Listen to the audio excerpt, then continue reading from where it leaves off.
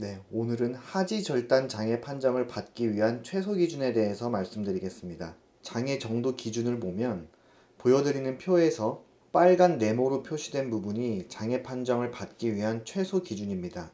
두 가지를 보시면 첫째, 두 발의 엄지발가락을 지관절 이상 부위에서 잃고 다른 모든 발가락을 근위지관절 이상 부위에서 잃은 사람, 그리고 또 하나는 한 다리를 발목 허리 관절 이상 부위에서 잃은 사람입니다. 빨간 네모로 표시하지 않은 나머지 부분은 빨간 네모로 표시된 부분보다 더 많은 부분을 절단당한 사람이기 때문에 장애 판정을 받기 위한 최소 판정 기준이 궁금하신 분들은 빨간 네모 두 가지만 보시면 됩니다. 차례대로 보시겠습니다. 두 발의 엄지발가락을 지관절 이상 부위에서 잃고 나머지 모든 발가락을 근위 지관절 이상 부위에서 잃었다는 얘기는 한마디로 10발가락 모두 다 절단을 당해야 된다는 얘기입니다. 발가락만 절단을 당해서 그걸로 장애 판정을 받기 위해서는 10발가락 모두 다 절단을 당해야 장애 판정을 받으실 수 있습니다. 그런데 10발가락 중 하나라도 발가락의 끄트머리에서 절단당하면 안 되고 기준이 되는 부분보다 더 몸에 가까운 부분에서 절단을 당해야 판정 기준에 부합합니다. 그럼 그 기준이란 게 어디냐? 엄지발가락과 나머지 발가락이 다릅니다.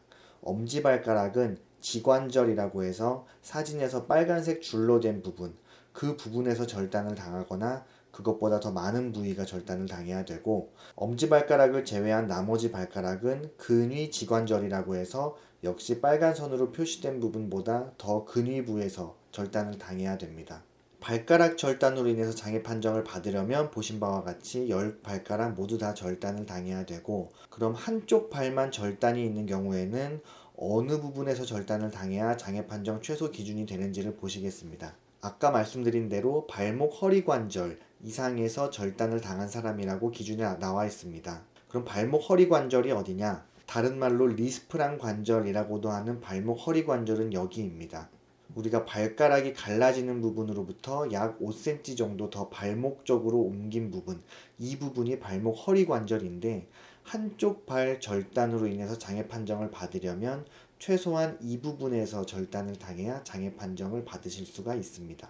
절단 장애를 신청하려고 하시는 분은 의사를 찾아가서 장애 진단서를 받은 다음에 그 장애 진단서를 동주민센터에다가 내시면 되는데, 재활의학과, 정형외과, 신경외과, 신경과, 그리고 류마티스 분과 전문의에게 찾아가야 절단 장애 진단서를 받으실 수가 있습니다. 그리고 일반적으로는 장애 진단을 신청하기 위해서는 다치고 나서 최소 6개월 이상이 지나야 신청할 수 있다고 알고들 계시는데, 절단 장애 같은 경우는 예외가 있습니다.